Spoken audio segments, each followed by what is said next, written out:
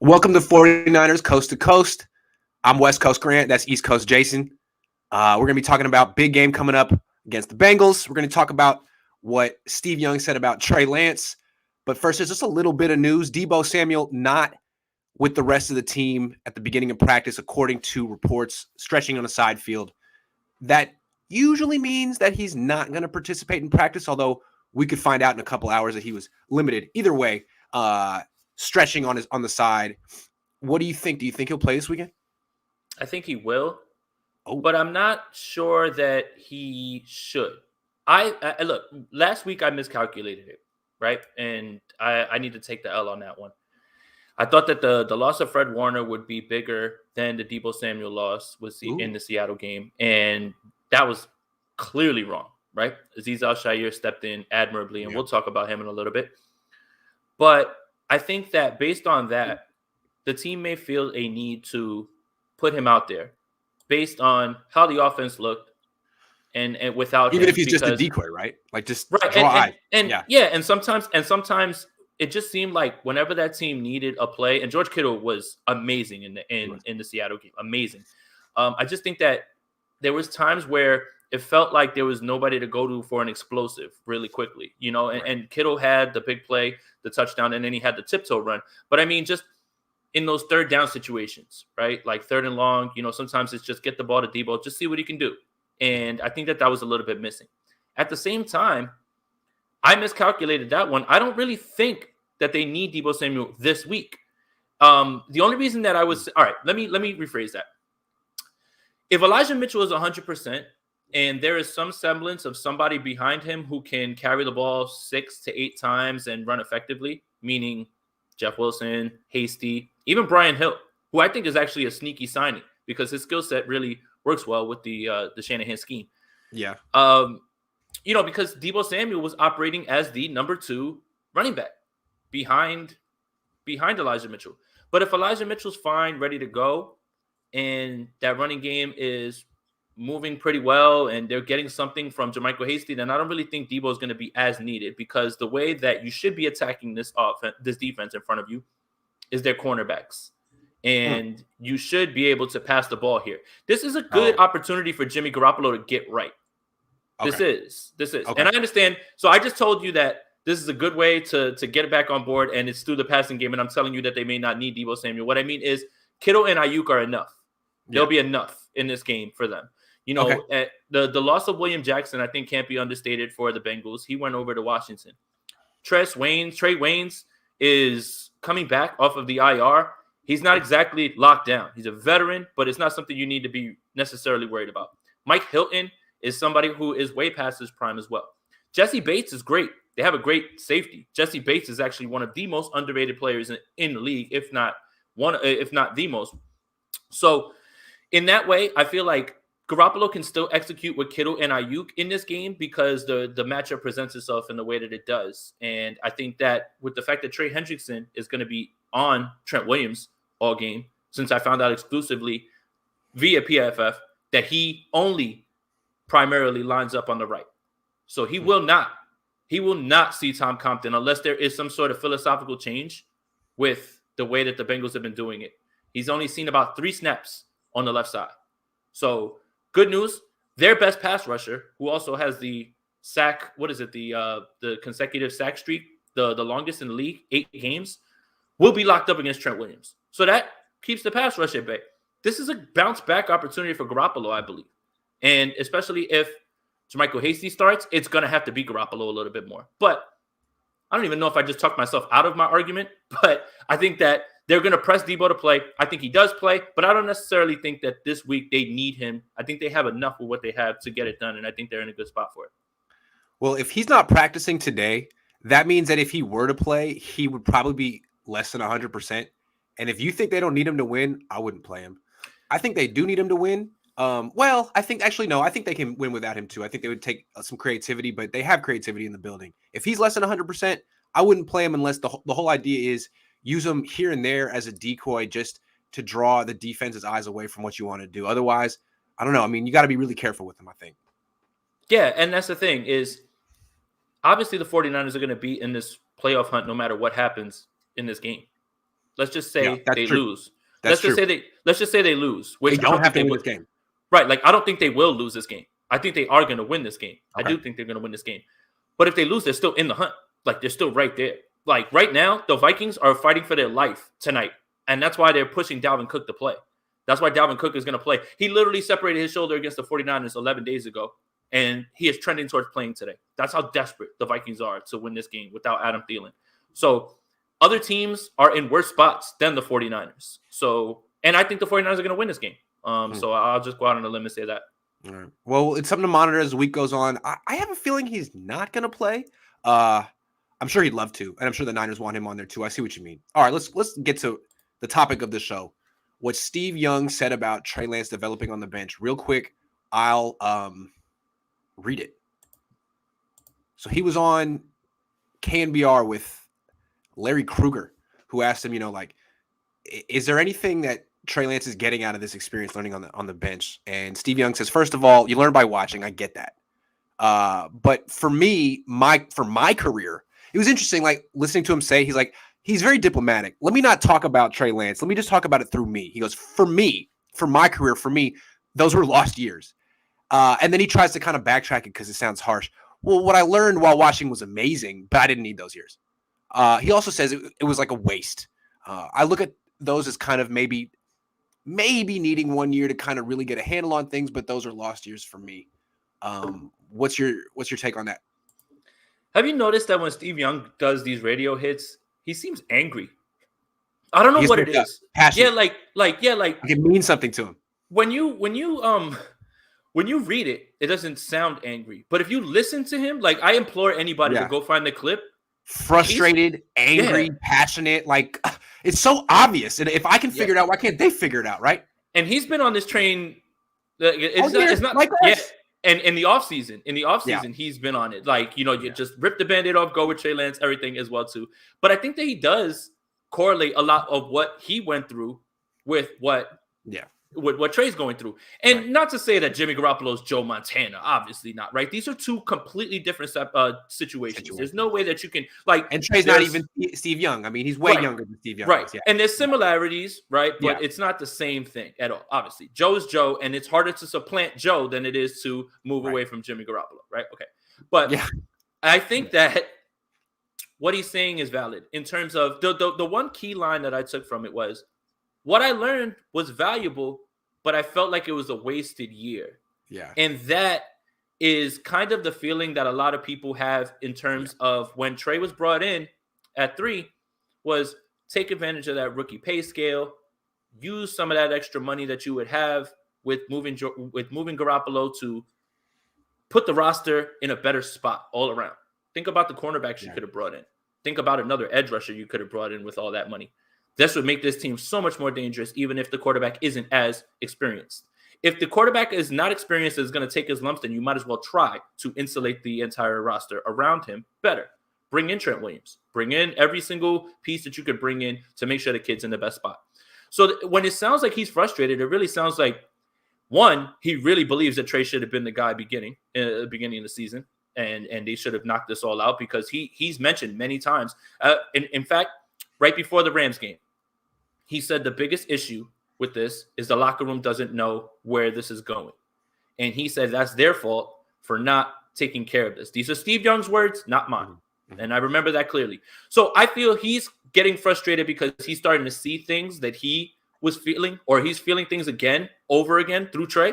But at the same time, you really can't correlate the two because, in my opinion, and obviously, whatever, I'm going to get labeled a Jimmy hater one way or another, even just by going on this show, not even saying anything with you, is that it would be easier, obviously, to move on from Jimmy Garoppolo than it is to move on from Joe Montana, a 4-time Super Bowl winner. So I think that a lot of what he's talking about, and if he sounds angry, it's because he feels that deep in his chest, and he's starting to see it, and he's kind of been advocating for Trey Lance all offseason. Here's how I feel about it. Here's why I love it so much. I love Steve Young. I feel like you and I and people who've been making this argument have been saying, like, if you don't play Trey Lance this year, you're wasting a year of his development. And it's a bold claim, but I feel strongly about that. It's a waste. And people come back and be like, first of all, no, it's not. It's not a waste. You learn more on the bench than you do playing as a rookie. Look at Steve Young. They always use Steve Young as the example. Also, they say, well, this is also a Super Bowl roster. You can't waste that on a rookie. Well, it's not a Super Bowl roster. They're 6-6. And Steve Young himself says sitting on the bench is a waste of time, that you learn more from playing. So it seems like I don't hear the argument for keeping Trey Lance on the bench while the team is floundering at 6-6. It seems harder and harder to fathom, and I love that it pisses Steve Young off. Thank you, Steve. Well, another thing too, another situation that people correlate this to, and I think that is completely unfair to Trey, and I fear for Trey when he starts next year, is because people are going to expect him to hit the ground running because he sat for a year, as opposed to yes, he developed. He was supposed to be developing on the bench, right? No, he was not playing. Right. Is Patrick Mahomes. Yeah, Mahomes sat a year, and look, no, those situations do not correlate. Yeah. They are not the same thing. Players are not the same. They are not in the same development range at all. And that's just because that logic assumes that Mahomes would have sucked had he played his rookie year, which exactly. Yeah. No, that's what I mean. And that's the thing is this is what I fear for Trey next year when he's given it, because you're not going to see Trey this year at all. I don't suspect that this team is just going to lose every single game. It would take something drastic from Jimmy Garoppolo. And I mean, they're not going to reverse course at this point. Right. Falling flat on his face. And it's just math. There's only 5 games left. It's just math at this point. Like, they're not going 0-5. That's not going to happen. They're going to be in the hunt, or they're going to make the playoffs the entire season. Just what it is. Even if you don't agree, you have to agree with that, because that's true. That's true. But I fear when they turn it over to Trey that people are going to have unfair expectations for him immediately. Meaning, you need him to immediately come out and show. Right. I know. Yeah. Sorry. I get excited. I just don't want people to lose sight of the fact that, I don't want people to lose sight of the fact that when he gets out there, he's going to take some lumps, and it's going to happen. He's not going to just all of a sudden, after this magical 1 year of sitting on the bench, all the lights are going to go on and he's just going to understand everything so quickly and things are just going to be perfect. I don't think so. And that's not fair to the kid. And you have to make sure that you view it through the same lens. Like, next year, Mac Jones is going to improve. Mac Jones has been great. I don't care what happened Monday. That was clearly what the plan was. Mac Jones has been great. They've gotten exactly what they wanted from him. They're the number 1 seed right now. He's got the best defense in the league in front of him. He's got the best coach in the world in front of him. But next year, when he's in year 2, fans and maybe some media are going to expect that Trey Lance is going to be ahead of Mac, and that's not fair. Even if he never reaches the levels of Mac, because that is in the range of outcomes. But it's not fair to compare him. They're going to say, well, look at Mac. Mac had a whole year. Trey sat a year. That's not the same thing. And you can't look at it that way, in my opinion. Let's see what the fans think. We'll lose by 40 with Jimmy to the Bengals. Just let Trey play the rest of the way. Oh, I don't know about that. The Bengals aren't as good as you think they are. Like, it's weird, man. It's funny because the 49ers have games where they look like world beaters sometimes. Same with Cincinnati. And same with Cincinnati. And then they'll have a game where you're like, what the hell was that? The Cincinnati Bengals lost to Mike White. But the thing to me, that's a good point. To me, though, the difference, the Niners are inconsistent because they're kind of in a lame duck year with a bunch of vets who may not be here next year. That makes sense. The Bengals are inconsistent because they're young and they've been good for a minute and a half, and they don't quite understand how to handle it. But they're pretty talented. Yeah, they are talented. They are talented, and they are in different places, right? One team was expected to be a certain place, and this team was supposed to be on the rise. But at the same time, I can correlate a lot of the same things with them. They've got games where the result is very similar. It's very similar. Yes, they beat the Ravens in Baltimore, right? The Ravens were the number 1 seed for a while. Oh wow, look at Cincinnati get whipped by the Jets. Also, the thing that's interesting about Cincinnati is they're very much in play for the division, for their division. They may have a better chance at that than wild card in the AFC. So interesting team. We'll see how it goes. Big game for them too. Yeah. Kyler V says Kyle calls Trey the backup quarterback, quote unquote. He's not just any backup quarterback. He's a number 3 pick who you gave up so much draft capital for. If Kyle wanted a backup, he would have kept Mullins. Yeah, the whole backup quarterback rhetoric is like, it's like, hold on. You just expect me to forget how you got the backup quarterback? No, I can't. What? Look, I may disagree with the way that Kyle's handling this and everything. And I think that if someone came to Kyle with a crystal ball and he said, after 12 games, you're going to be 6-6, he would have probably said, well, the hell with that. I would probably have just played the kid, right? So it's a miscalculation on his part. But that doesn't mean that you reverse because because I disagree with what he's doing, that it may not have the right result, right? Like, Yeah. I don't agree. We'll have to find out, right? Right, exactly. We're only going to know next year. I don't But agree. here's what's going to happen. I guarantee it. If Trey Lance is good, people like me are going to say, should have been playing last year. Man. And if he's bad, people like other people are going to be like, should have taken Max. See, he sucks. And I'll be like, no, see, he should have been playing last year. Well, I mean, it's just no matter what happens, people are going to dig in and be right no matter what happens. That's the thing. It's kind of been this whole quarterback situation has kind of been bungled from the start, in my opinion. It's mismanaged, miscalculated, whatever word you want to use. And a lot of that has to do with what's going on in the locker room, and we don't know, and we're just speculating. But I mean, hey, look, I mean, that's it. Like, you're not going to see Trey this year, so just I don't want to be that guy to tell you what to think. Yeah, I don't want to be that guy to tell you what to think, but I don't. Well, we're going to talk about Trey again in a minute because I have questions about like why he can't play at all anymore. But we're going to save that for a second. Eduardo says the situation is different because Steve Young had 19 games under his belt with Tampa, and he had Bill Walsh and Joe. He also played at the USFL. He was older. I could see why. And we also it's not a 1-to-1, and he also said maybe there is something from sitting a year. Also, Alex Smith, I'm sure, wishes he didn't have to play right away. The difference is this team is good. What's the worst it's gonna? I don't know. I don't want to get on tangents though. Zuby just says, "Take my money." Thank you, Zuby. I appreciate you. That Niner guy says Steve has never shut up about how he sat too long. His book is hilarious. It's like 2 chapters. Look, we all feel Trey should be playing, but not happening unless if the Niners losing. But it is a waste. Yeah, I guess that's for him to come out and say waste lost years is hard for people to hear because it's freaking Steve Young saying it. It's not Jeff Garcia or Rich Gannon. It's Steve Young. Right. And people have asked me on Twitter about, well, let's just say tomorrow Kyle Shanahan says Trey Lance is starting the rest of the season. What would your expectations be? I would reset my expectations because now it changes from wins to development. I need to see development over wins. There's a world where you win games, but Trey Lance isn't making those strides, and that'll worry me more than if you're losing. But Trey is developing and going through progressions and doing a little bit more. So I think that's again expectations.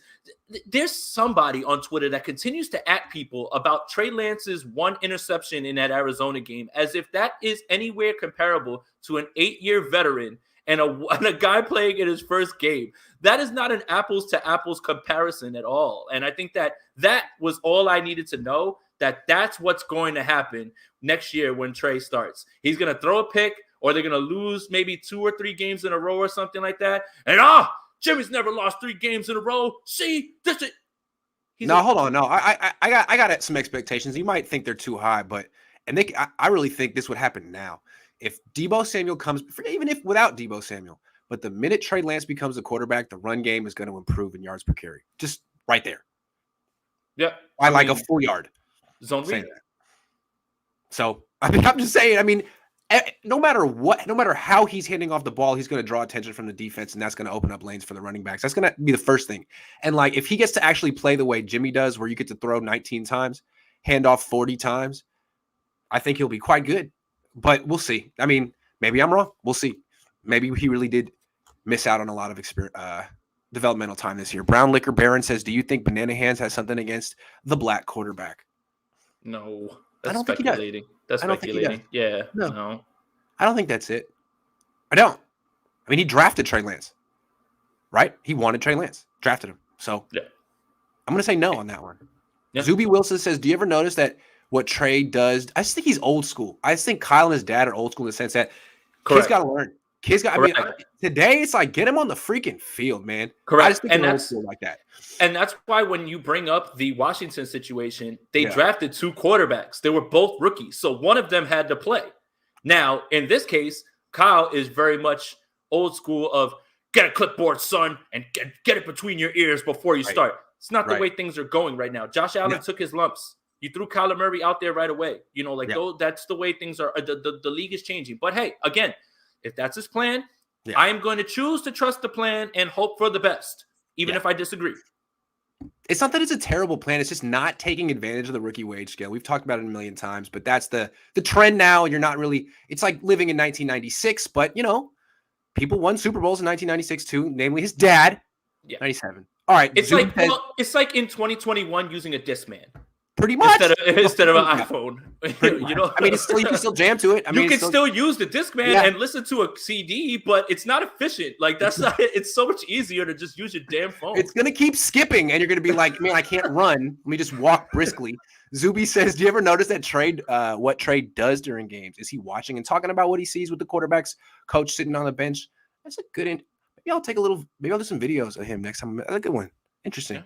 Yeah, I'll do some sideline stuff. That's a good call. I got to do something other than just like filming the game because everyone can see that. Hold on. Let me get rid of that. All right. Topic number 3. So I was watching film yesterday with Jackhammer, and it's funny. There's a million things happening. You're looking at the offensive line, the quarterback, the play calls, and then you miss stuff. And I'm looking in the comment section, and people be like, Ayuk was open. And you go back and be like, oh, yeah. And then it's like, over and over and over again. And I went through it again this morning. I found 12 plays that he didn't get the ball or targeted that he was open. Maybe some people felt it was borderline. I found 12 plays where I thought he was open. Now, I'm not saying he should have, like, there were some other completed passes but still, dude, I mean, he's open all the freaking time. This narrative that he's like inconsistent, or I don't see it. I think he's still really good, and he just doesn't really have a very good relationship with the quarterback of this team. What do you think? I think that a lot of those routes that he was open on were outside the numbers. Yeah. Outs. A lot of outs. Yep. I don't think I have to elaborate. Up the field. Yeah. I don't think I have to elaborate anymore. I've already been called a Jimmy hater a million times, even though I'm just analyzing what I'm seeing. But everything's over the middle of the field. I feel like a broken record. Jimmy wants to get the ball out quickly, quick release, middle of the field, hope for some yak, and, and then his answers. Some shit happened. I just can see how Ayuk can get frustrated. It's like, look, I'm running downfield. And then watch his body language too. Yes. Like he's turning and spinning around like, dude, I understand he dropped the tunnel screen. I get that. He did. But that's no reason to stop going to him. But no, again, and to start feeding Trent Sherfield with the game on the line with Ayuk open on the other side of the field both times. But again, where are these routes going? Outside the numbers. Yeah. He couldn't even hit the wheel to But what I wanted to say is, like, I can see Ayuk getting frustrated in practice even. Like, look, man, I'm running these routes really hard. I'm running far down the field. You never throw me the ball. And now I'm in trouble because I took a couple, I didn't run. You're not going to throw it to me if I do, so what's the big deal? And now I'm the one getting in trouble for not being professional when you're Mr. Checkdown over here. I can see him getting frustrated. At least he ran hard. I hope the GPS chip caught it. He blocks hard. He blocks his ass off, by the way. Yeah. Gets open a lot. Gets a lot of flack. I don't really like the way they're developing. A young guy as a rookie gets 5 targets a game. His second year, you scale him back. For what reason? How does that help him in any way? It hurts his confidence. I don't know. He's a good player. I'm a little concerned about what they're doing with him, because it's not. They're giving him like the Dante Pettis treatment at times. Like, oh, we're freezing you out. Like, dude, wait a second. You're hurting your own offense. Stop throwing to Trent Sherfield. Nothing against him, but you freezed him out for a month and a half, and now you're like, well, he's back. Yeah, he's doing his job and getting open. He can't throw it to himself. Thank you. Period. Mateo says Kyle is smarter than we give him credit for. He's hiding Lance and waiting to unleash him soon, so teams don't have tape. Expect the unexpected, Grant. That's what I'm saying. This week would be a great week to just one play of Lance in the red zone, because I bet you the Bengals are thinking they're not going to play him. They're not going to play him. We don't have to prepare. Maybe 10 minutes in practice one day. All right. Let's talk non-Lance for a second.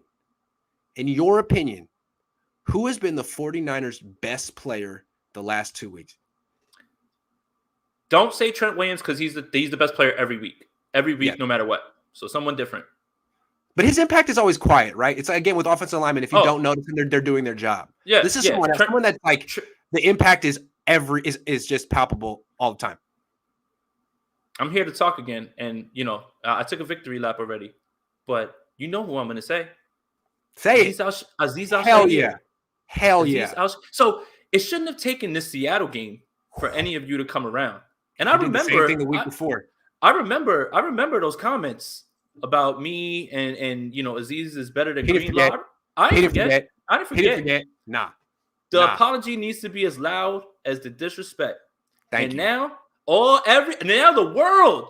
Oh my God, how good is Aziz Al-Shaair, man? Oh. Shouldn't have taken you this long. Shouldn't have taken you this long. Why did it take you this long?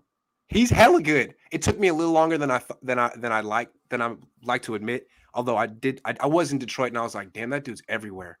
But his game against Minnesota was phenomenal, and then this one against Seattle was even better. Yeah, like he had a Patrick Willis game. Yeah, young, early Patrick Willis, 16 tackles and everything else. Like what? Who are you? And if that drive at the end of the game gets a touchdown, guess who has his Dre Greenlaw moment? Azeez Al-Shaair is the reason that ball was punched out right there and gave them even a chance to do that. That's right. Since everybody loves plays at the goal line. It's not his fault. It's not his fault that it didn't end in a touchdown. But there would be no opportunity for a touchdown without Azeez Al-Shaair. Let me tell you some Azeez Al-Shaair facts. Remember a couple of weeks ago when I was telling you about all the different grades from that? I went on that site. Tied for the 6th highest graded defensive player in the league right now. And he's gotten like 50% of his, production the last 2 weeks. I mean, he's going crazy. He's going nuts. You could argue he's as good as any player on the Niners right now. I mean, he's killing it, man. They need to give him money. They need to throw money at him right now. Take a new contract. Can we extend you to? Because every week his price tag goes up. Greenlaw ain't getting his spot back, and you already brought it up. Nothing against Greenlaw. This kid is and that's what I'm saying. Like, and that's what it gets misconstrued here. It's not that I'm against Greenlaw. It's that it's easy to see that Azeez Al-Shaair should never come off the field. No. Okay. So here's the thing. He's better than Fred Warner. I'm sorry. He's having a better season than Fred Warner. Yes, he's having a better season than Fred. Fred Warner's having his worst season. It's crazy. He's having his worst season. He was better as a rookie. I don't know what's going on here. But what you said is perfect. Minnesota game was his best game of the year. Yeah. Seattle game's his best game of the year. He's stacking and he's getting better. And the one thing that people wanted to point to me that Dre Greenlaw did better than Azeez Al-Shaair has learned now. That interception in the Minnesota game, he read the concept. He read the eyes. He undercut the route. That's in coverage. What does Dre Greenlaw do better than Azeez Al-Shaair that would warrant him getting off the field? And obviously, Kyle Shanahan believes the same because when Dre Greenlaw was available, he was next to Azeez Al-Shaair. You do not take players who are better off the field. And for everybody who tells me you can't lose your job over injury, yes, you can. You've lost your job because of injury. And it happens because you can't take the better player off the field. I like to talk a lot about bang for your buck in football. I like to make it Moneyball a lot because it's capped league. And you talk about most valuable players. Well, value a lot has to do with your bang for your buck. And to me, the most MVP of this team all season is Debo, not only because he's the best player, but he's so cheap. Yep. I mean, Azeez is now in that. He's so freaking cheap, and he's as good as any player on their team. I mean, he's right there in the conversation at defensive MVP, team MVP. What a freaking story, dude. And he's good for this guy. He's a restricted free agent, so next year, no matter what people offer, the 49ers will have every opportunity to match. But if they're smart, you said, and there's been a little bit of rumblings of it, extend him now. Get it done. That's your guy. You developed him. That's your guy. I'm sure he'd love to stay here. Get it done. Get it done. And then you have two things that you can do with Dre Greenlaw. And both of them are wins, in my opinion. One, keep him as depth because you know that he can play. Dre Greenlaw is not a bum. He can definitely play. No, he's solid. Right. And that's all he was drafted to be. This guy is an undrafted free agent who's now playing like Patrick Willis. Oh, my God. That's such – wow. That can really pull you pretty far. And for everything that we talk about swing and miss on draft picks, you have to give this regime a lot of credit for the undrafted free agents that they are able to develop and use. Him, Emmanuel Mosley, that's just as good as a draft pick. So, again, you have just got to do a better job of keeping him. Like Kendrick Bourne should still be here. Yeah. We should have done a better job lobbying on that one. Samson Ebukam, give your money to Kendrick Bourne right now and come back. Samson. They went to college together. They picked the wrong college guy from Eastern Washington. What is it? Kendrick Bourne, 7 years guaranteed, $7 million guaranteed over like 3 seasons. So cheap in retrospect. That Niner guy says Trey is always next to Skang behind the O subs and always the first guy running around being an energy guy. I watch that for that every game. I have seen that. That's cool. I like that. I mean, that's what else are you going to do, right? Cool. This man said that's cool. Yeah, that's cool. I like it. Don says all wide receiver development is suspect. Look at Bourne, who looks all world New England. Oh, you're taking shots at Wes Welker, huh? Yeah, I wonder about Wes. Wow. I wonder about Wes. The old topic, but is there absolute answer to why Kyle didn't let Trey run his offense in the Arizona game? No, the world may never know. The world may never know on that one. What do you think? I just think that Kyle wasn't confident that he could operate Jimmy's quick, efficient, over the middle, quick throws type thing. But my pushback would be, you have him in that game, you run him as many times as you do. What were those plays you were drawing up coming back from Justin Fields' pro day? You couldn't use one or two of them, in How that come he game. can't Maybe. hand off? Yeah. Why did they not run the ball against Arizona twice? That was so weird. Yeah. And if you were nervous about him passing, you should be running the ball as many times as you do with Jimmy Garoppolo, who is, right now a better passer. Brown Liquor Baron says 51 has been all over the field since preseason. He is on every tackle. Ref huddles, security at the entrance. He is everywhere. Yeah. I'm happy for Al-Shaair, man. And that's like I said, for every time that we kill them for, hey, man, you drafted this guy, swing and miss. You drafted this guy, swing and miss. When you can get an undrafted free agent to perform at that level, him and Emmanuel Mosley, you have to give this regime their credit on that.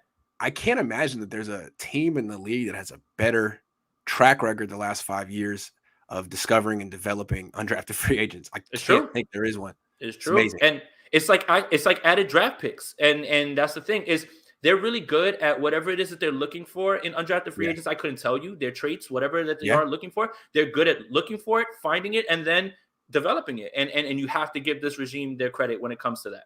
And it's often the position coaches. I think the scouts and stuff are making the picks in the first few rounds. But as far as, I talked to the tight end coach about how he discovered Ross Dwelley. It's usually the position coach is watching a lot of film, which is unusual. But I guess that way, when they get a guy, they know exactly who he is. They've invested them, time and energy, and there's a reason they're there. It's not like some position coach like, who the hell are you? I've never seen you before. You're from where? Never heard of you. So it's different. It's different on the Niners. Seems like they work in tandem in that. Yeah. Seems like they work in tandem in that. Like, we don't know who's making the exact picks. Like, we know that John Lynch selected Solomon Thomas. We know that Ayuk was Kyle's guy. But sometimes we don't necessarily know all of them. But at least with these undrafted guys, if that's the case of what you're telling me, then it seems like this entire coaching staff and regime is actually in unison when it comes to that because of what they identify. And they're doing a good job at developing certain guys. Okay, so I want to talk about Jauan Jennings. He looked like he was really coming on. Like, they were starting to give him more and more targets because Mohamed Sanu was out. And then when Deebo Samuel got hurt, you're thinking, all right, well, this is an opportunity for Jauan Jennings to step up and get maybe 5-6 targets. He got one, caught it, and that was it. And then so many snaps and targets 5 targets go to Trent Sherfield, who I felt was kind of like not really ready for the game. He'd been on ice for a month and a half. Jauan Jennings was the one who seemed to be getting ramped up, and then nothing. I think Kyle needs to re-examine that and maybe get Jennings more involved in this upcoming game. Maybe they can. I'm sure they can win without him, but it seems like a weapon. What do you think? I thought that Jennings would see the field not only because of those things that you mentioned, but the run blocking ability. And I think that he was, and especially when you talk about the Seattle game, you thought that the 49ers were going to try to go out there and run the ball. But that game, that was one of the weirdest games I've ever seen in my life. But having said all that, it was a Seattle game. And usually those games are like that, where you can explain nothing. And it's always everything bounces their way, or it's just an insane game back and forth. But yeah, it was a little bit baffling to not see Jennings out there a little bit more because of how good he had been week after week. It looked like he had been stacking good games, right? It started in Jacksonville, then Minnesota, he almost scores another touchdown. He's actually playing on the outside. So for all this talk about big slot, he was actually playing outside. And that's the part that I found a little bit weird, is especially when you were having trouble running the ball, right? And credit Seattle, because again, this false equivalency of, well, look what New England did Monday, and look what the 49ers did. They stopped running it. Well, the Bills didn't run what Seattle ran. And also, the Bills, aside from one run from Damian Harris, would have given up 6 points. 6. And that was off 2 field goals, right? So they didn't do a bad job. It was just in circumstance when you give up that one touchdown and you're not allowed to score. If you would have told the Bills they would have put up 14 points in that game, they probably would have told you 10 out of 10 times they win. But obviously, the weather conditions had to do something with that. But the false equivalency between what I'm seeing of, well, the Bills, the Patriots did that against the Bills. Seattle, right, for everything that we talked about, all the raw numbers said, hey, Seattle's not good against the run. The thing is, that can be true, but what they run against the 49ers to knock out the zone blocking scheme, that can also be true. So what works against one team may not work against another. They did a great job of putting somebody right on the center. They had their 3 techs inside the tackles with their inside shoulder. They put them in positions where they couldn't get double teams. And that's why the run game wasn't as successful. It's not necessarily that Seattle's run defense is so good or that the 49ers run offense failed them. It's just that Seattle had a very good plan. And sometimes they can match up better. Also, let me throw out, guess who knows the 49ers better than anybody? Yeah. The Seattle Seahawks. So that's the thing. It's especially when you're talking about the run game struggling in that way. I would have thought that Jawan Jennings would have been on the field a bunch more, especially after he's just been ramping up a little bit more in the receiving game. So I don't know if I even gave an answer, but I kind of wanted to get that off my chest in terms of people telling me, well, look what the Patriots did. They had one really long run and they just ran, and they just kind of milked the clock more than anything. Okay, fair. But as far as Jennings goes, all I want to say is I understand using Benjamin or Sherfield to like clear out because like, you know, Jennings is slow. But when it's time to like throw dude a ball, hey man, can it be Jennings? Like first of all, 5 targets for Sherfield, 1 for Jennings. That's backwards. And then 2 targets for Sherfield in the end zone in the red zone. See, that's the one. That should be Jennings. That's Also, the one that kind of bothers me. What? Come on, man. Play your best players, please, Kyle. So many times, I feel like on defense, the Niners play their best players. But on offense, it's like, yo, Kyle, can you spread the ball around? Can you get your best guys in? And it shouldn't be that hard. And if this was coming out of training camp when all the buzz was on Trent Sherfield and everything, right? Like, let's say this game happened in week 1 and Trent Sherfield's getting a ton of snaps, then I have no problem with it. But Trent Sherfield's largely been a ghost. And a guy has been playing well, and he didn't see the field. Again, Kyle's smarter than me. I'm just observing, and this is just an observation from the outside looking in. I'm just speculating. People might think like, hey, Grant, you're saying this guy should get, you know, Ayuk's open, Jennings should get more balls, but they also should run the ball a lot. Yeah, I'm saying the Niners maybe should spread the ball around a little bit. I mean, I know Debo's great and Kittle's great, but so far it's like there's a Debo game and then there's a Kittle game. It's like, can't you have so many weapons. It seems like you should be able to leverage all of them in the same game. You know why? You definitely know why. I don't want to say it because I'm already a Jimmy hater. Number 10. Don't say it. Sean says, Grant, there was no room for Kendrick Bourne. There's only so many balls go around. We can't tie up too much. Exactly, right? Like that's another guy I'm saying should be here catching balls. If you had known that Deebo Samuel was going to be an MVP running back, maybe they would have kept Kendrick Bourne. Well, I think that what a lot of people forget about Kendrick Bourne, and I'm guilty of this myself, so I have to take the L on this one myself. Is okay, he doesn't really do too much, and he's just a guy who catches, you know, possession receiver over but he played every single game. And when Deebo Samuel was injured, he was as reliable as it got. Third downs, red zone, those are the sort, and he blocked. And he's blocked. Young. He's still getting better. Yeah. Right. So I mean, I think that I miscalculated that one as well too. Me too. He would have been very well received right there in that game with Deebo out. But yeah, I mean, you know, it happens. I think the lesson there is just don't take those players for granted. Like they're not game changers, but they're your guys. Yeah. You developed them. They're young. They're not particularly expensive. Like, don't think that you're just going to replace them with the next one because it's not that easy. Even though you are very good at it, it's not like you have 100% success right here. Happy for Kendrick Bourne, and he's also done something that I could never have imagined. He made Bill Belichick smile after a game. I couldn't even, like, that's the sort of energy that is something that's not something that you can, you know, time with a watch or anything like that. But having that in the locker room is a big thing. And I think that, you know, a lot of people took it as his dancing is something that's bad, but energy is needed. And, you know, and maybe there's something to that as well. The 49ers opened up Dee Ford's practice window about almost exactly 2 weeks ago. You know how it works. He's on injured reserve. He's also on Instagram, but he's on. I was about to say, is he on Instagram? Because you're still thinking of Kendrick Bourne. He's on injured reserve. They open up a 3-week practice window to sort of get him ready, and if he can't, he has 1 more week for them to activate him, or else he can't play ever again this season. Do you think he'll play? Yes. Do you think he'll play this weekend? No. I'm with you on that. They'll take it right to the end and then see what they got. See what you got. Yeah, I don't think so this weekend, but I'm going to try to be optimistic and say yes.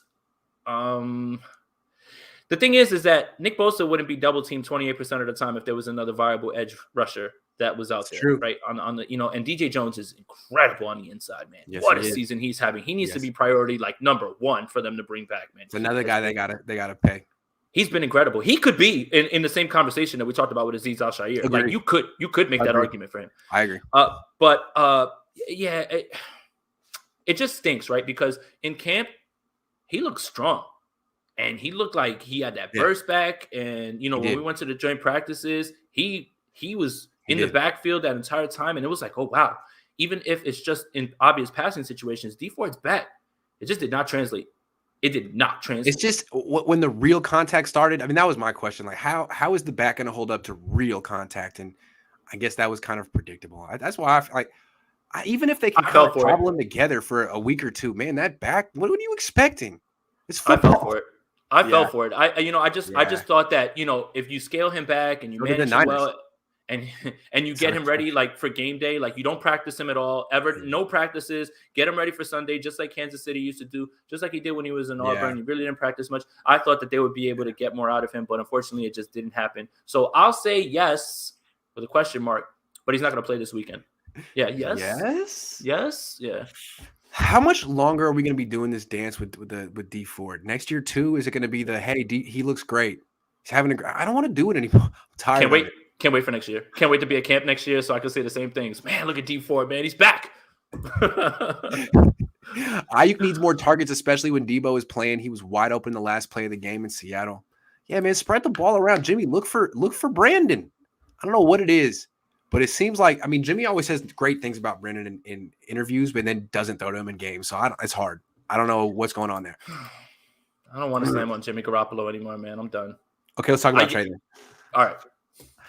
How come he's not allowed to play in the red zone anymore? Like, I understand it's Jimmy's team. He's 6-6. It's too late. No one's saying bench Jimmy. I think he's 8th in the league in quarterback rating. Great. Good job, dude. Good job, dude. That's so good job, dude. Nice. I'm sure your next team's really happy about that. First drive of the year. Jimmy does a great job. Leads him down. Gets to the goal line. Boom. Trey Lance is in. Touchdown. Touchdown pass to Sherfield. 2 weeks later, in Green Bay, Jimmy's playing great. Get to the goal line. Was he Trey playing Lance great? In. Freaking touchdown. Run to the left. Like, why is that not an option anymore? Why did the Niners just have to lose a game at the goal line because they're afraid to do what they weren't afraid to do earlier? Can you explain that to me? I don't get it. I can't explain it to you. I can't. I don't get it. I don't know what. There is a little something to the whole. Jimmy has to be in and stay in rhythm, right? And think about this, right? Now think about this, Grant. If I would have told you that the 49ers would have got the ball from the 3, last drive of the game, would you have told me that there would have been any chance for them to even get to the goal line? With Jimmy I'm not going to – I saw him do it against Green Bay. I've seen him do it. I know he can do it. He's a good player. He's a good player. That's fair. Yeah. Okay. Yeah. So, I really can't give you any insight on this one, unfortunately, because I don't know what Kyle Shanahan's thinking. I'm sure that someone asked – did you ask him or did somebody else ask him about why maybe? Yeah, and he's like, he always gives some reason that kind of makes sense. But I'm like, man, that's not really it, though. Would you please tell us what it really is? Is it the locker room doesn't want it? Did they say maybe, or maybe that makes the most sense? And they're like, that would be my speculation. Right, with knowing nothing clearly, right? Knowing nothing, knowing me as a clickbaiter. You used to do it, and it worked. Right, knowing me as a clickbaiter, knowing me as the new Grant Cohn. I'm just speculating, right? Knowing me with all of those things, I'm just speculating. But it could be that the locker room doesn't like that, and they they don't like the whole idea of it. And if I'm Kyle, I would just be like, shut up and do your job. Like Bill Belichick, you think Bill Belichick would have been pushed around? You think I didn't Bill ask Belichick your would be opinion. Pushed around? Right, yeah. exactly. I didn't ask your opinion. Do your job. Your job, right? Yeah. It's like when your manager at your job, everybody here has jobs who's watching pretty much. When your manager says, I need you to do this, do you say, no?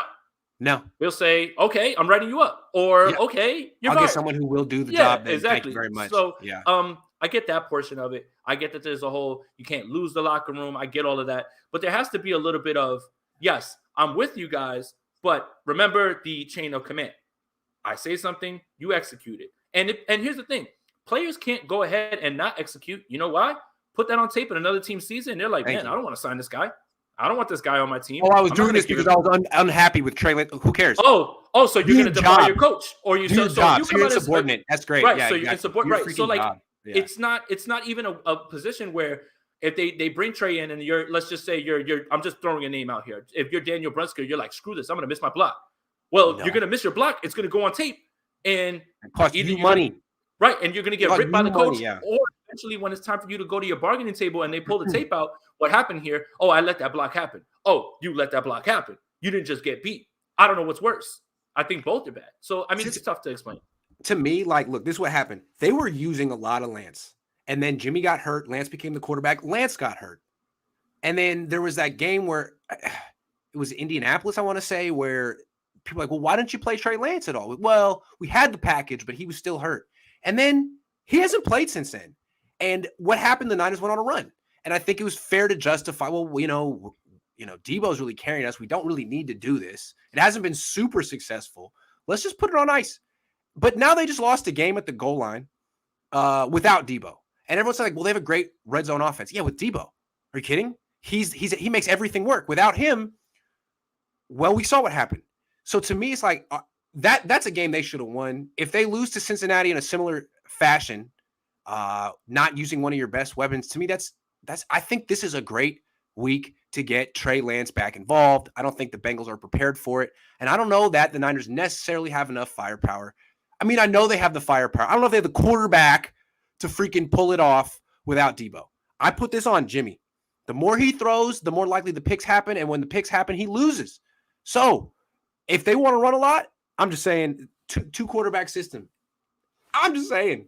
And for the people who say, well, don't you think it's predictable when they bring Trey Lance out there? But even the threat of Trey Lance running let's just say it's a zone read, it opens it up for the running back. Elijah Mitchell will see gaps that he was not seeing, and he'll also be able to run past guys who are stuck in cement, waiting to see which of the two have it. When you run zone read with Jimmy, you don't have to fear anything when it comes out like that. Obviously, that play doesn't matter, right? And obviously, I'm referencing the tweet that I sent. It didn't count, so that doesn't matter. But what I'm saying is, if you believe that that's predictable, okay, you could totally think that Trey Lance has the ball. And then guess what? When that ball's in the belly and you go to attack Trey Lance and he lets it go and you're all on Trey Lance and collapsed on him, Elijah Mitchell's running past the edge guy because you have no contain or there's a huge hole for him to run through. That's why you're saying that the offense and the run game will completely change when Trey Lance gets there, because even the threat of him being out there with his legs will open things up for the run game. The same exact play. Forget zone read. Just a freaking handoff. We'll have different results if it's Trey Lance or Jimmy Garoppolo. Just give a different look. Give the defense something to worry about. And remember the Raider game? Remember how Kyle did it? He was just switching off quarterbacks, and they're both handing off. I think that's now you hand off. Now, that's his time to experiment, though, right? And for whatever reason, he didn't like what he saw. And here's another thing that I want to. I liked what he saw. I know. Everybody did. I think that would be a great way to get your run game. You just average 2.8 yards per carry, and there's no reason to think it's going to get better this week without Debo Samuel if he doesn't play, especially if Elijah Mitchell's gone too. Hey, man, now will be a great time to do something that you've had up your sleeve in case of emergency. It's emergency time, I think. I know it's not a must-win game, but it costs you nothing. Well, I think that another thing that I want to say in terms, because that was an experiment right there. He wanted to see how that worked. And then he did it in the Chiefs game as well, too, right? And he put him under center at the one, right, on the other side. And he ran a play that Jimmy would run. And he hit Warner for a pass. So I think that, I mean, again, I'm not agreeing. I'm just saying that that's his preseason. The preseason is time for him to mess around, put some stuff together. But obviously he didn't like what he saw. So I don't know. Do you think we'll see him this week? Any plays? One play? No. I can't bet on it, bro. I can't. We haven't seen him for so long. Even when things were going, even when you're right, you it's had a good the one. Bet. Yeah, it's a safe throwing bet. away your money to bet on seeing Trey Lance at this point. You're right. Pretty much. Okay, I got more questions about this game. Do the 49ers have to run the ball 40 times or damn near it to win? Because that really was their formula during the winning streak. No, because this team is vulnerable to the pass. They are. And I think that that's where they'll attack. George Kittle needs to be involved, though, and you can't continue to just have him as an extra lineman. But here's what I will say. They need to run it 30, 35 times, not 40, 30, 35 times, right? Okay. Because you don't want to – the Tom Compton game happened. Exactly. Yes. And you can only scheme around that. That's the thing about the pass game. It's not just Jimmy. Right. It's Tom. No. And you can only scheme around that for a little while. Now, I just told you that Trey Hendrickson, who is playing out of his mind, will be up with Trent Williams. But Carlos Dunlap isn't exactly a world beater. He played 4 snaps against the Washington football team. 4. They were every week he had gone down in snaps. Would you have thought that in the Seattle game? He looked like a world beater. So whoever's going to be on the other side of him is going to have their shots if you continue to drop back. right? And that's another reason I think that Jimmy's a little skittish to look other ways, because he knows as much as you bag and a lot of people bag on Mike McGlinchey, he's not that bad. Come Now, on. Tom Compton's a decent run blocker, but whoa, man, he's Yeah. I used to put what's the point of putting together a Tom Compton low light reel? Like everyone knows, but no. damn, That's like dunking on a third grader. Like, come on, man. At this point, like, it's just that's the thing is, and then you have to give Kyle Shanahan credit because he schemed around that for weeks. And I had people telling me, "Oh well, look, they don't need McGlinchey." No, coaches scheming around that and not putting him in positions where he's on an island. Carlos Dunlap was an afterthought. Like, I swear, he played 4 snaps against Washington. 4. And then guess what? You said 35. You think 35 is the magic number here, not 40. 35. All right, well, let's talk about that then, because I even think 35 is going to be tough to attain. If Elijah Mitchell, I don't know if he's going to play this weekend. If he does, can they need to lighten up on the Elijah. He's gotten 5 injuries so far. Like, stop. But enough. Again, I had my little unpopular take, and I got called a clickbaiter, and I got called Grant Cohn because I said that the best rookie running back is Javonte Williams. Javonte Williams on Sunday night got 30 touches and dominated, right? For the first time. Elijah Mitchell has been the bell cow out of necessity because there has been no second option. And if you need more proof, and he's getting worn down. Was the backup? It wasn't Jeff Wilson. Deebo Samuel had the second amount of so it's give credit to the kid because he's doing well under the circumstances and he's handled it well, but he's been injured 3 times. But here's what I'm saying. Here's what I'm saying though. For this week, I'm with you. For this week, if it ain't him, it's not Trey Sermon. Jeff Wilson Jr. is not 100%. I mean, it's going to be JaMychal Hasty, a less than 100% Jeff Wilson Jr. and Brian Hill. Brian Hill. So I think 30 carries could be tough because right now they're averaging about 3 yards a carry without Deebo in the last 5 games. And that's why I keep coming back to this 2 quarterback system. If you could get Lance in the game, it might open up run lanes for these, backup running backs. I'm not certain they can get to 35 even or 30. And because here's why. Cincinnati has a good run defense. Deebo Samuel ain't playing, and the run game seems pretty stagnant right now and beat up without Trey Lance. So unless they get Trey Lance in there, I don't know about that 30 run number. And that makes me worried about the Niners' ability to win this game. Let's get nuts. Let's just put Jimmy and Trey in the backfield. Let's get nuts. Hand it off to Trey and then just have him run, and then he could throw it just in case. Like, no, I'm just kidding. I fear for the same thing as well. And that's the same thing that I was saying. Elijah Mitchell has been having an amazing season. But this whole philosophy shift from 4 backs, which Kyle Shanahan has done every single year that he's been here, to straight up bell cow is not a change of philosophy. It's necessity. He has to. He has to because, unfortunately, Jeff Wilson hasn't bounced back.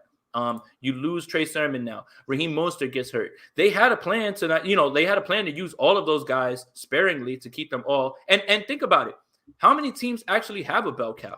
Even the Dallas Cowboys, where they paid all that money to Ezekiel Elliott, they used Tony Pollard.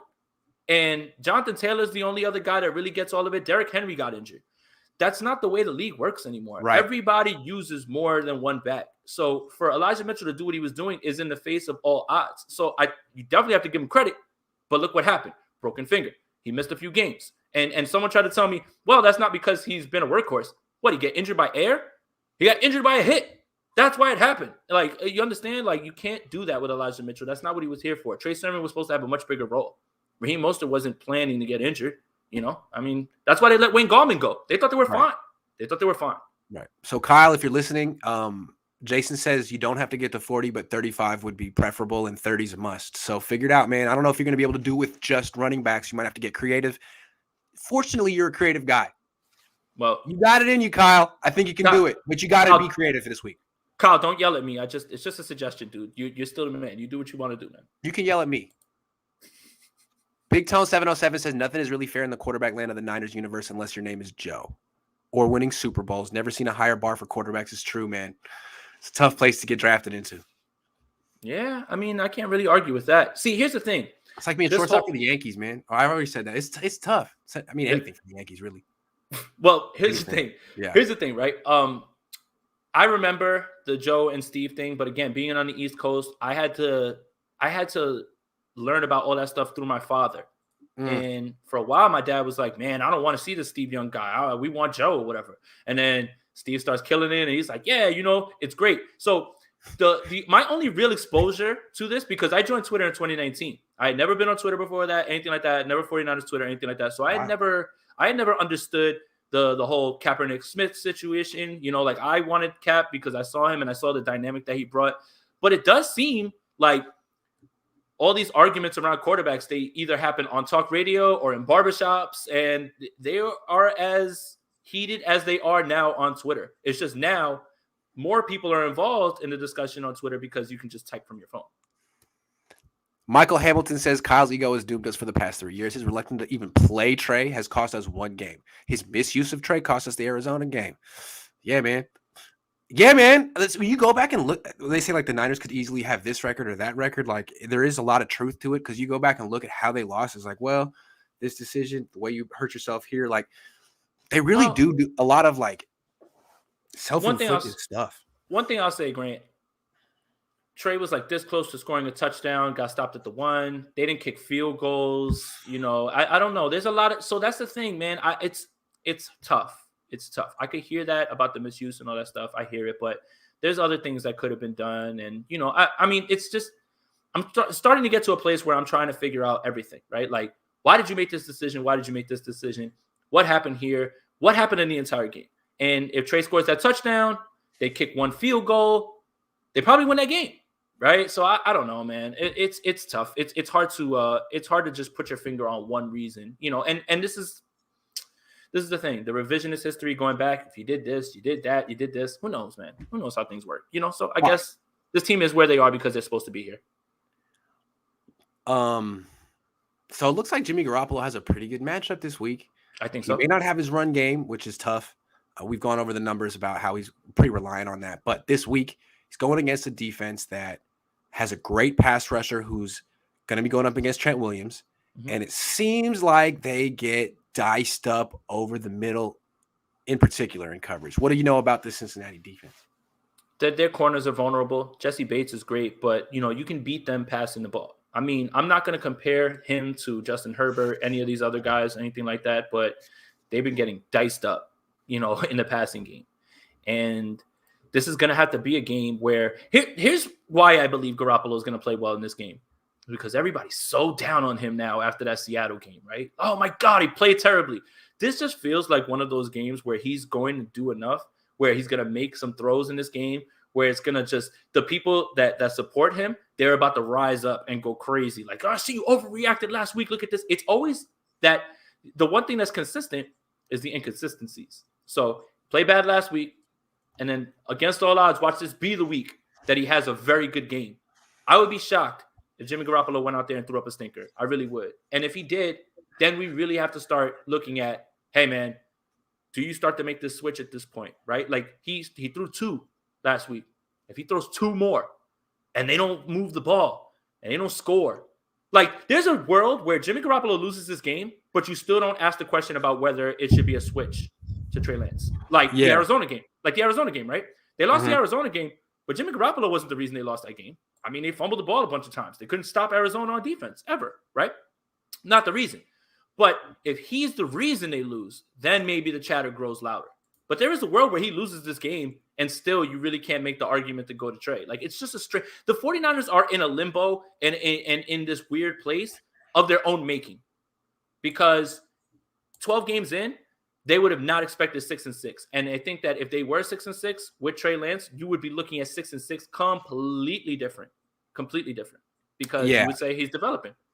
I found an interesting stat online. This is from Aaron Schatz of Football Outsiders. He said the Cincinnati Bengals ranked 29th in defensive DVOA on passes over the middle of the field. Mm-hmm. So that's great news for Jimmy Garoppolo. It's where he wants to go. Here's the thing, though. Kyle better not have a pass-first game plan. You may have a good matchup there, but the thing with Jimmy and this offense in general is the more they pass, the worse it gets. So you can do a lot of damage on limited passes, but they still have to find a way to get to 30, 35, 40 runs. You can do huge damage on those passes, but if it's like 2 passes for every 1 run, they're going to lose. They will find a way to lose. That's their pattern. You want to make a bet? What? First play of the game is a pass. I don't care what the first play of the game is. I just mind that they don't pass 5 times. Like the Arizona game plan was 5 passes for every 1 run. If they do that against Cincinnati, they will definitely lose. Definitely. That's how I feel. So just don't do that. Be balanced. Okay. Be balanced. Okay. Right, I think this is gonna be a big Garoppolo game, man. I think that he's gonna show. Like, he's gonna still exist. I mean, what I mean for him is like 260, 2 touchdowns, no interceptions, no picks, and no picks. Great. That'd be great. I mean, if he does that, they win. Bengals are near last in the league in receptions in the middle of the field. Jimmy Garoppolo's strength. Cincinnati's banged up. Kyle owns his proteges, 38-17. Okay. Well, here let's talk about Joe Burrow's banged up too. And then another thing that I wanted to put out there with the 49ers, I don't know if they will do this, but the trends have shown this. The first few weeks, nobody was playing zone against Cincinnati. I believe the stats were like week 1 through 7, right? And Jamar Chase was going crazy because he was in man and he was just running by guys and the offense was clicking. Now, largely, they've seen a 60% change in zone. And if the 49ers stick to that, seems like Joe Burrow's got an issue with that. And also the thumb's banged up. I don't know if you watched the game last week. He was handing the ball off left-handed after he banged up the thumb. And, I'm sure he's going to play in this game. But there is that stat out there right now that after week 7, teams largely have gone to a zone coverage scheme, and Joe Burrow has struggled. He's thrown a lot of picks. He's thrown a lot of picks this year. But, again, you let it go because there's those other plays that he has and he's young. But I think that the 49ers play a lot of man. They got to get to what their strengths are. Like, it can't just be rigid and week to week. Hey, we run man. We're just a man team. If you see an advantage and you can play zone, do it. As long as you can have guys that are going to be in the right spots at the right time. I'm looking at you, Josh Norman. You should be fine. I think that they have a good chance in this game. So I know that was the next question. Who's going to win the game and why? 49ers. The 49ers win this game. I think Jimmy Garoppolo bounces back this week and he plays well because that's just the inconsistent Jimmy Garoppolo, up, down, 1 week, down week. It's just like that. And I think that this is the perfect time for him to do that. He's going to need to do that, especially because I don't know who's going to be the running back. I no disrespect to Jermichael Hasty or Jeff Wilson or anything like that, but I cannot sit there and act like I'm going to think that they're going to be able to run the ball like that. So I think that they're going to make enough plays on defense, enough stops. Jimmy Garoppolo is going to have a 250, 260 game, passing 2 touchdowns, 0 interceptions, and the 49ers win this game like 28-24. If Deebo Samuel plays, I think they'll win. But if he doesn't play, I think they'll lose. I think their run game has been pretty bad the last 5-6 games. When you take Deebo Samuel out of it, I think they're averaging like 3 yards a carry. And even if he does have Jimmy a good matchup over the middle, the more he passes, the less likely he is to win. I think since he beat New Orleans 2 years ago, he's 2-6 when he throws more than 29 times in a game. And the Niners this year are 1-5 when he throws a pick. I think he's going to throw a pick. I think he's going to throw too much. I think he's going to lose this game. But again, they don't need to win this game. All they need to do is win the 2 home games and one of their next 3 road games. And if they have Deebo, they win. If they don't, I think they'll leave Trey Lance on the bench. I think their run game will not work. And I think Jimmy Garoppolo will be, he'll make some good throws, but the pick's going to come and it's going to cost him. Let me, that stat kind of bothers me sometimes. And I know that's not your stat. That's just out there about him. The 1-5 with the interception, because one of those losses was Arizona and he threw that when they were down 3 touchdowns. So it's not like that pick was the reason they lost. So that gets lumped in there too. I don't know if that even makes sense because then that would mean that they're 1-4 when he throws a pick. Mm-hmm. But sometimes that number kind of bothers me when I see it thrown out there because I'm like, wait a minute. Do you remember that Arizona game? He threw that at the end of the game. It didn't matter. The game was over. It's not like he threw the pick to lose the game. The game was lost. So, I mean, I don't know if I even did anything with that, No, I feel you. It just seems to me that if he were able to go out and throw 35, 40 times and win, that'd be something he really hasn't done in a minute. He hasn't, like, he'll do that against the Rams, but a lot of that is just kind of owning the Rams. I mean, like, he can do it. He's done it before. He just hasn't done it in a while. Yeah, go ahead and do it. The Niners are way better against the AFC teams this year than the NFC teams, so knock them out. I don't know. He has done it, and he hasn't done it in a while. So that's the best way to put it. He can. He's got Kittle. He's got Ayuk. He's got weapons. I mean, he's definitely not lacking for weapons. He's just definitely lacking for a right tackle. That's the thing. So get that ball in your hands quick. I miss you, Mike. Miss you, Mike. Buddy. Me too. Hold on. This game is Warden Tart support DBs over the top. Yeah, they're gonna have to run. They're gonna have to run too high because for as much talk as everybody is on Jamar Chase. I'm more afraid of T. Higgins in this game. Like, T. Higgins has turned it on the last 3 weeks, and he's been getting 10, 11, 12 targets a game, and he's doing it in every single way. Like, right now, Jamar Chase's game is running past you, and I think that's why the shift to zone has really impaired or impacted his his production. Because I don't know if you watched the game last week, but he had a run-in touchdown, like a walk-in touchdown. He got the ball here, and he just like threw it to the defender. Like, he just handed it to him. Like, it was weird. Like, his hands just bounced it right to him. But at the same time, T. Higgins has been incredible, man. And I don't know if the 49ers have either guy that can stop him. And here's the problem staying up and too high. Joe Mixon's been great.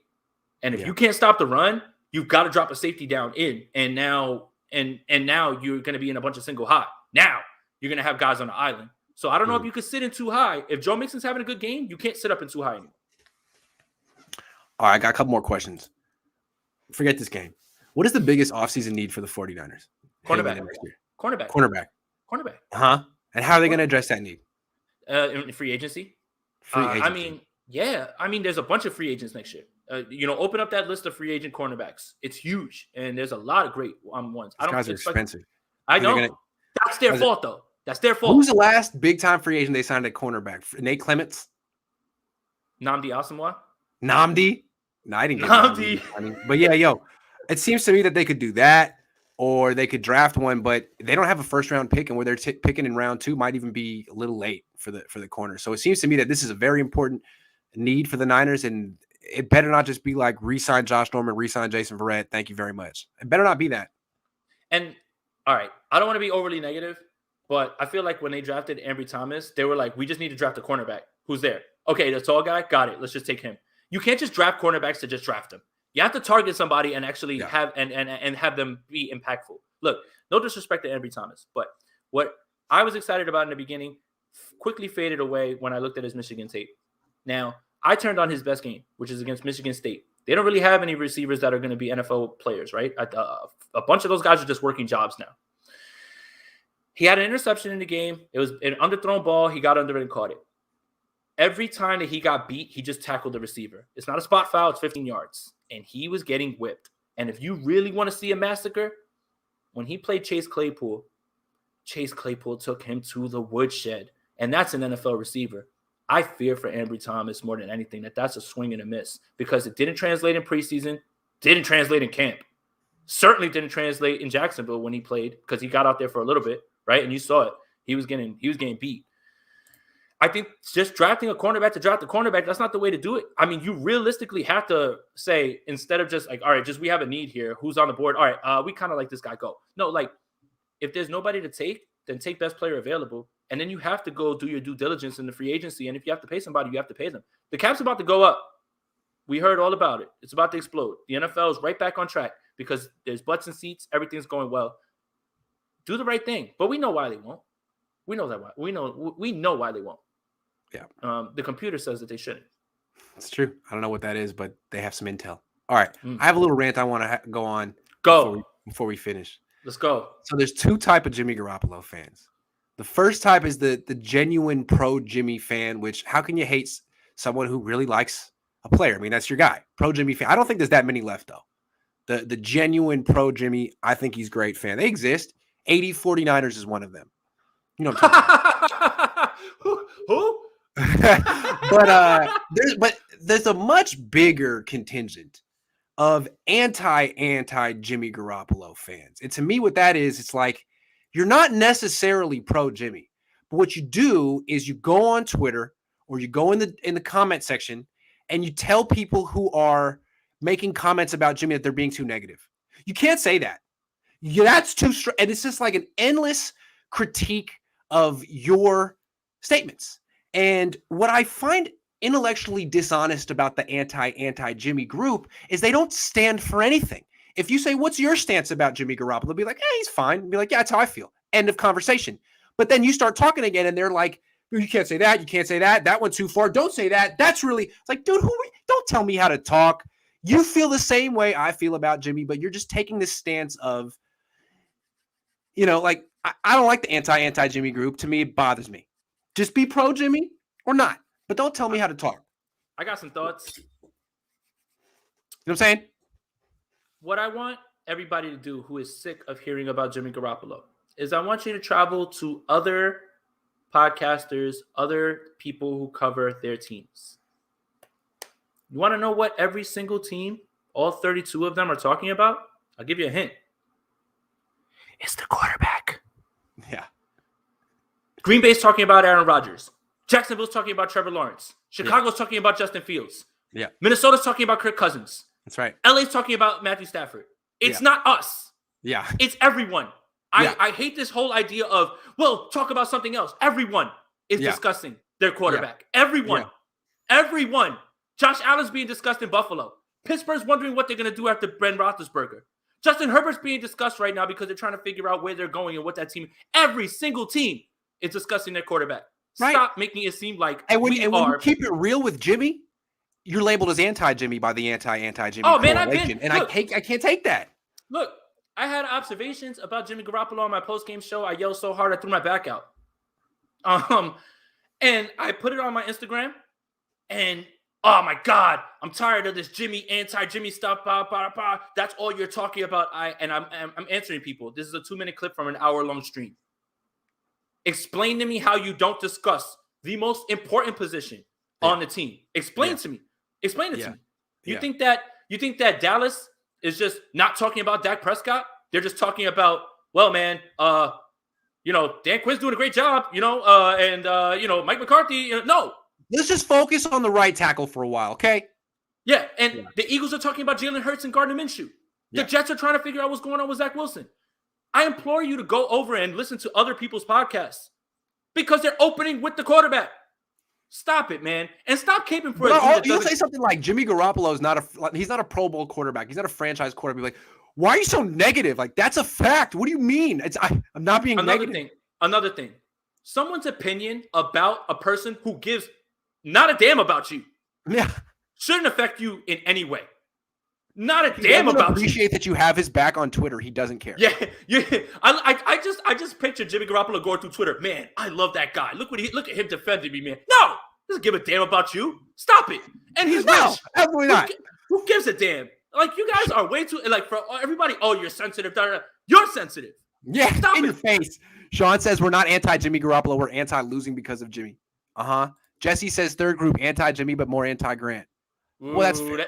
That anti-Grant group is large, bro. That's another thing. In my Instagram comments, he's part of those Grant Cohn wine babies. I'm like, that doesn't even make sense. Like, I don't even understand. Like, I've heard that the anti-Grant Cohn group is large, but it really avoids me. They must dislike me so much that they just don't follow me, don't interact with me. Because most of my, when I scroll through Twitter on my phone, it's a bunch of people who generally like me.